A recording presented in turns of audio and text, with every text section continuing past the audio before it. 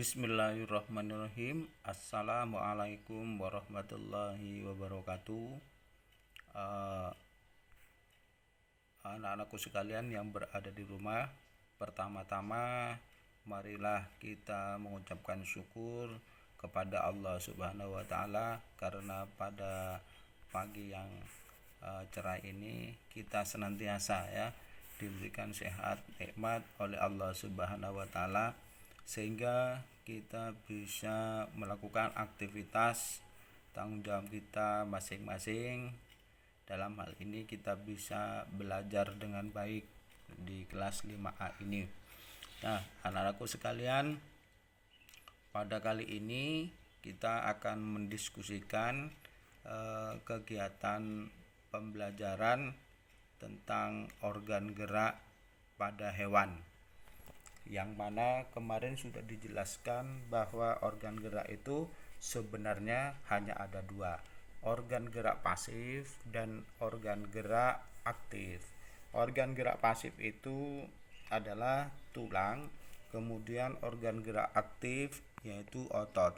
Tulang bisa bergerak jika dipengaruhi oleh otot. Nah, tujuan kita belajar hari ini, kita diharapkan dapat memahami fungsi-fungsi dari organ gerak pada hewan tersebut.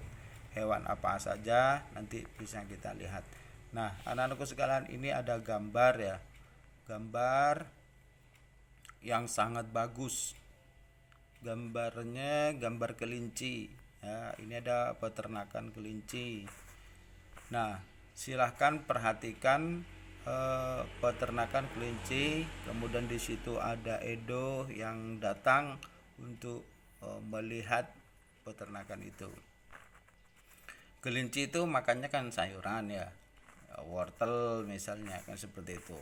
Mari kita amati gambar-gambar cerita di bawah ini ya.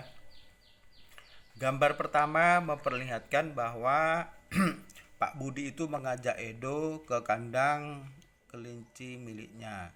Kemudian kandangnya luas, bagus ya, sehingga kelincinya banyak sekali. Kemudian Pak Rudi dan Edo memberi makan kelinci mereka.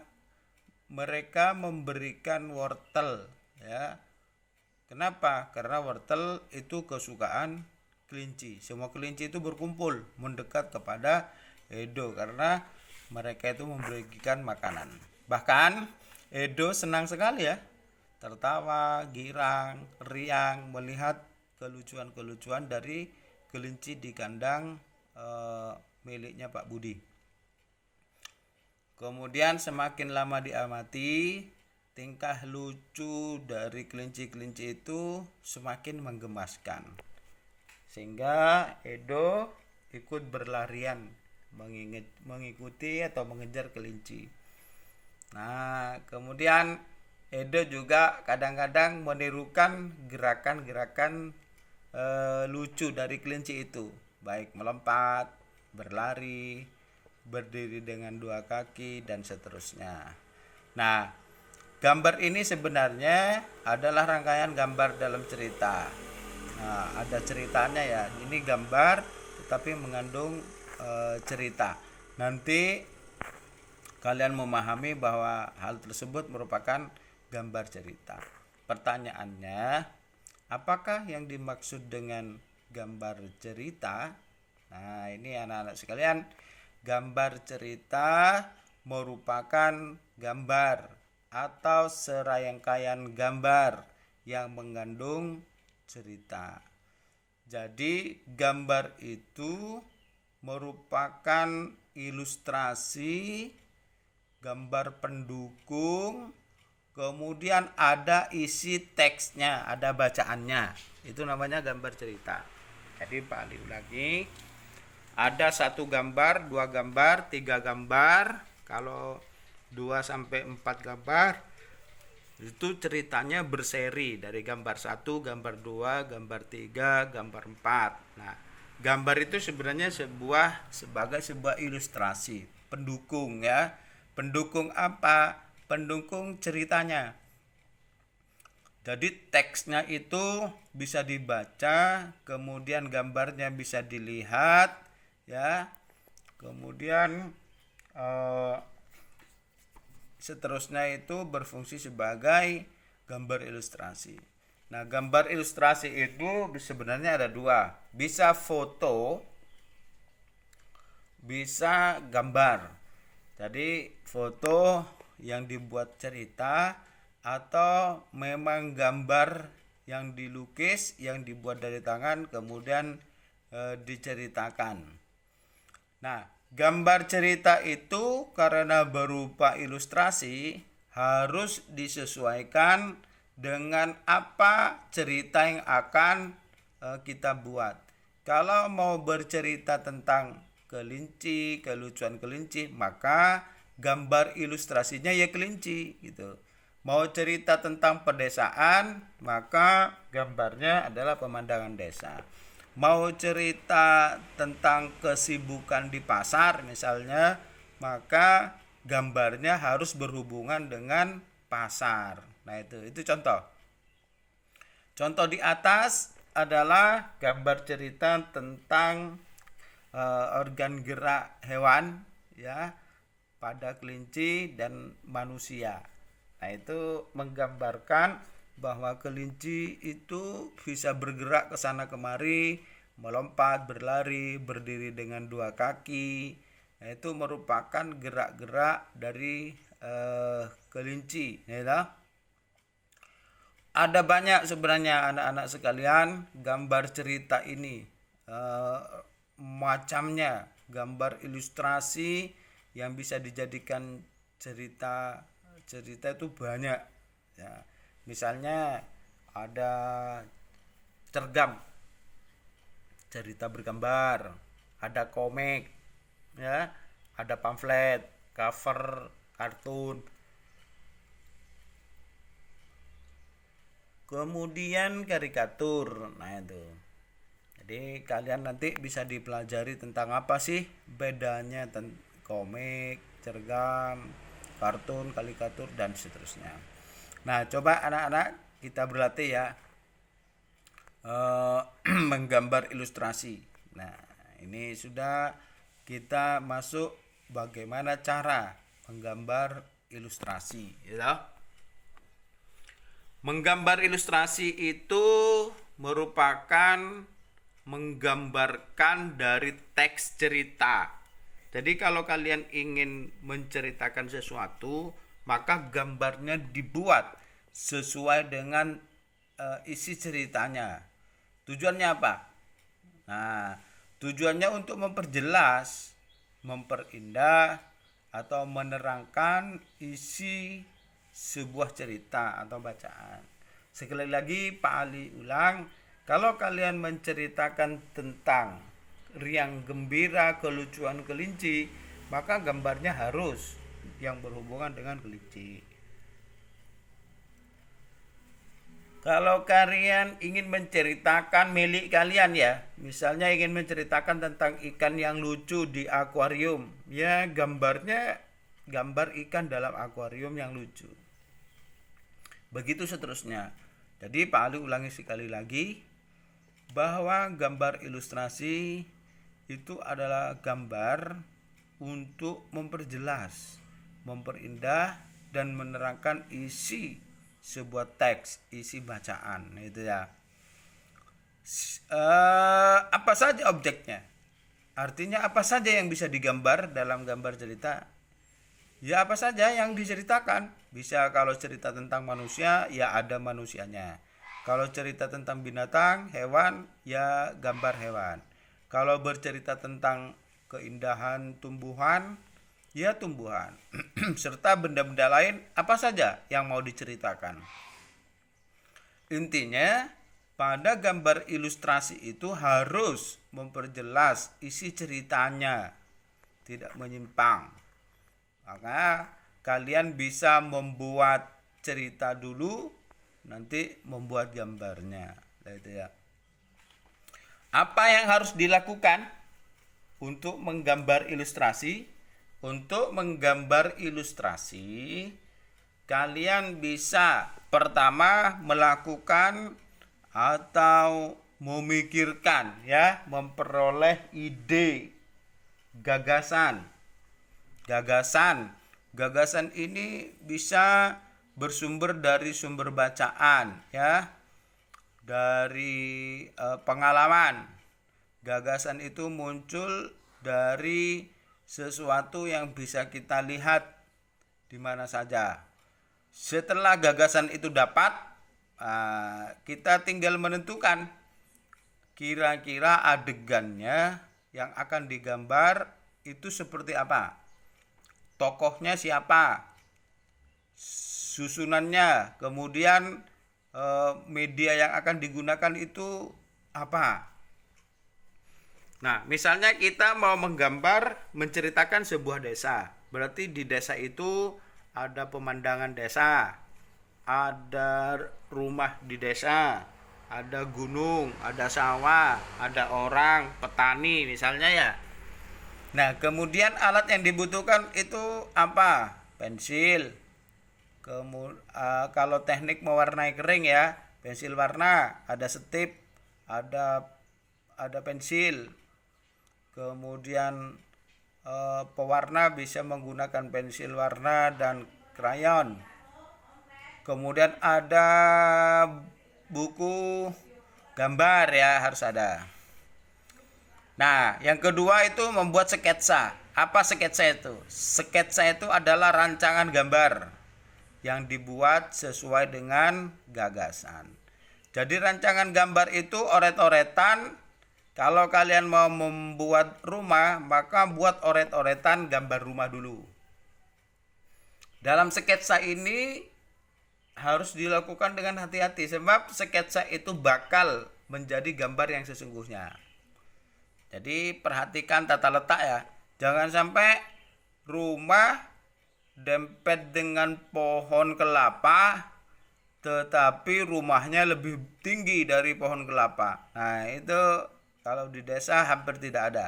Jadi perhatikan proporsionalitasnya, ya. Gambar ayam dengan orang, hasilnya lebih besar ayam daripada orang. Nah, itu juga hati-hati.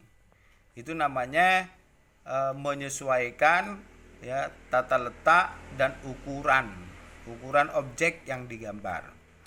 Jangan-jangan kalian menggambar semut dengan ayam, justru semutnya lebih besar daripada ayam. Nah, itu ukurannya juga harus hati-hati, disesuaikan dengan keadaan yang sebenarnya. Kemudian sudut pandang pada gambar. Kalau gunung itu dilihat dari jauh, bahkan dilihat dari dekat rumah kita, maka rumah itu akan lebih besar daripada gunung.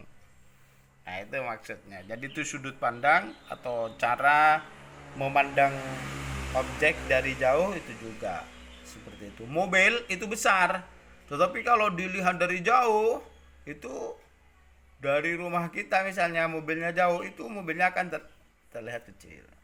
Itu contoh menentukan letak dan ukuran. Kemudian sekarang mewarnai. Nah, pewarnaan itu setelah sketsa selesai, diwarnai sesuai dengan warna yang sebenarnya, ya. Misalnya mewarnai dengan aslinya. Kalau warnanya tanah coklat, daun hijau, itu. Kemudian kalau pada gambar-gambar yang lain, itu warnanya bisa disesuaikan dengan imajinasi kalian. Misalnya mau mewarnai kelinci, ya mau coklat, mau oranye. Nah, silahkan. Tetapi selama ini Pak Ali belum melihat kelinci warna hijau, ya. Warna hijau belum. Nah, silakan kalian imajinasinya dikembangkan yang sebagus-bagusnya.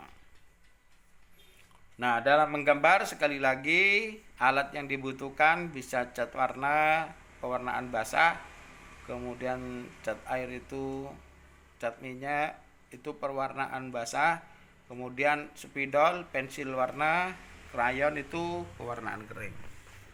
Nah, anak-anakku sekalian di rumah yang berbahagia, ini contoh-contoh ya, media gambar, ada alas. Alas itu ya kertas, buku gambar lah. Tempat untuk menggambar, intinya gitu. Kemudian ada media warna. Boleh menggunakan pensil warna, kemudian menggunakan cat air. Silahkan. Nah, itu ya. Silahkan saja. Kemudian anak-anakku sekalian diminta untuk berkreasi, ya, berkreasi. Di sini kalian membuat teks dulu, cerita misalnya pengalaman kalian liburan, berarti kalian berlibur beternak ayam, kalian berlibur berkebun, kalian berlibur membantu orang tua kasih makan kelinci, kasih makan burung, dan seterusnya. Itu teksnya ditulis, kemudian gambarnya dibuat. Tema gambarnya hewan kesayanganku. Berarti selama liburan kalian itu bersama hewan kesayangan, bersama kucing kah? Nah, itu kucingnya digambar, cerita kalian dengan kucing itu juga dituliskan. Di mana ini dibuat, Pak? Buat saja di buku gambar, ya. Buat saja di buku gambar. Baik, itu tentang bagaimana kalian menggambar hewan yang memiliki organ gerak, hewan kesayangan. Karena bagaimanapun kalian punya hewan kesayangan juga bisa bergerak. Oleh karena itu, menggambar hewan yang memiliki organ gerak itu sudah dicontohkan di atas, ya. Pak, gambarnya ada berapa? Boleh 1, boleh 2, boleh 3, boleh 4. Yang jelas antar gambar itu berkaitan, merupakan gambar seri kelanjutannya. Ceritanya berlanjut. Misalnya gambar 1, aku bangun pagi hari menuju ke kandang di rumah. Yang kedua, aku memberi makan ayam. Yang ketiga, ayamnya lucu-lucu, bisa berlari, melompat, dan berkokok. Yang keempat, aku memanen telur dari ayam betina. Misalnya gitu. Boleh, itu ya. Pak, kalau kucing bagaimana? Ya, misalnya gambar 1, kucing bangun bersama denganku. Kucing ku kasih makan, kucing berlari menuju panas matahari, dan seterusnya. Silahkan imajinasi kalian dituangkan dalam bentuk teks bacaan, kemudian digambar. Saya kira cukup jelas. Nah, anak-anakku sekalian, ini ada juga contoh gambar, ya, contoh gambar yang bisa bercerita, ya. Gambar itu ilustrasinya kelinci dengan anak-anak kelinci, kelinci makan wortel, ya. Kemudian kelinci berlompat. Nah, itu.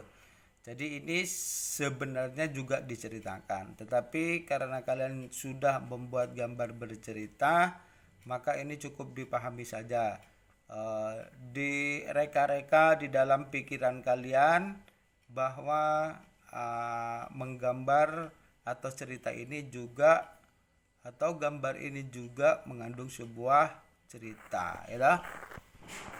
Nah, anak-anakku sekalian yang berada di rumah, coba perhatikan gambar kelinci ini, ya.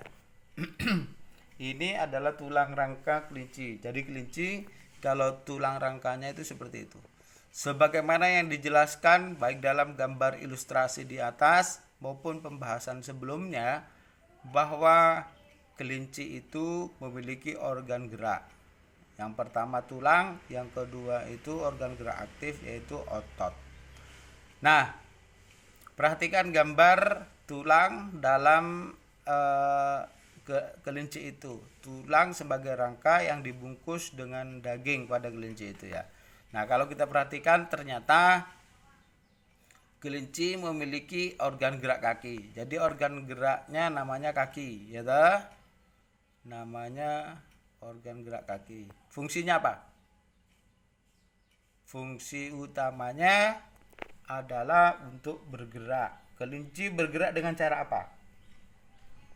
Meloncat. Ya, kemudian berdiri dua kaki di belakang. Kaki belakangnya itu relatif kuat. Nah, lebih panjang ya, lebih kuat, lebih panjang daripada kaki depannya. Oleh karena itu dia mampu meloncat dengan bagus. Itu contoh organ gerak pada kelinci. Nah, bagaimana dengan contoh berikut? Nah, ikan. Coba kalian tulis ya. Nah, di sini kalian tulis. Ikan. Ikan nama organ geraknya itu apa? Ada sirip, ada ekor.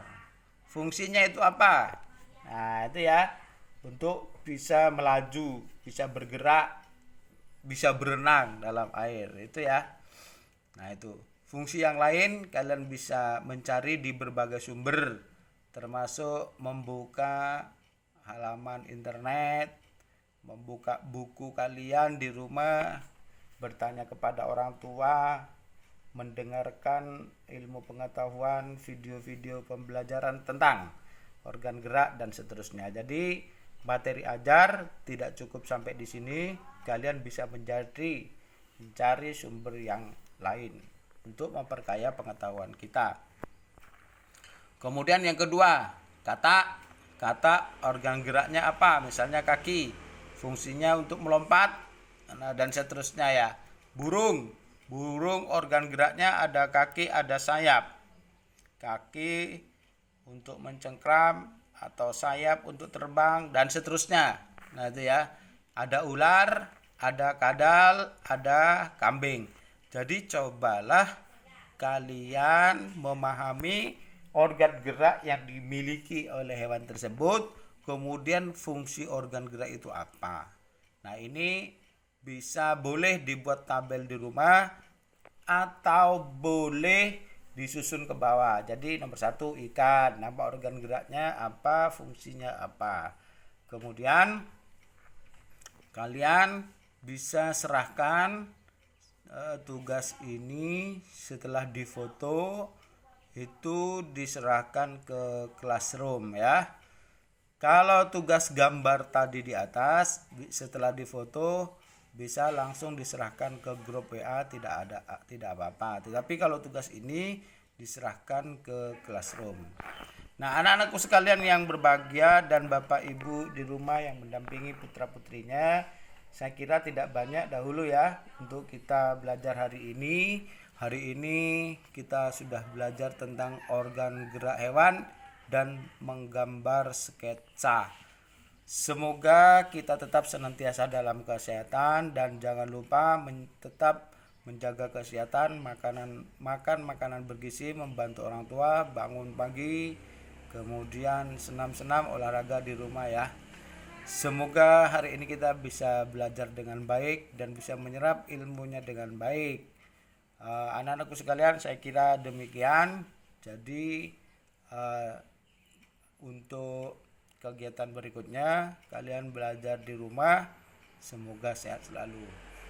Dan Pak Ali akhiri, assalamualaikum warahmatullahi wabarakatuh.